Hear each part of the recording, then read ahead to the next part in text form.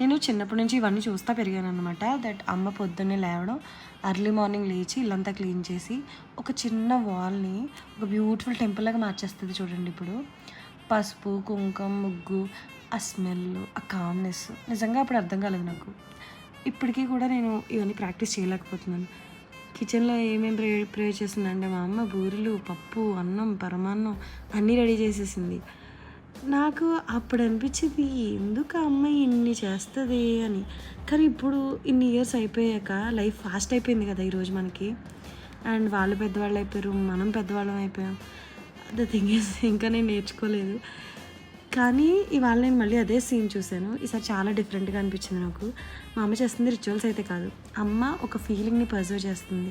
అంటే నూకాలమ్మ తల్లి కోసం పెట్టిన నైవేద్యం జస్ట్ నాట్ ఏ ఫుడ్, మన ఇంట్లో ఉన్న భక్తికి ఒక ప్రతిరూపం. ఇప్పుడు అర్థమైంది ఇది నేర్చుకోవాలి.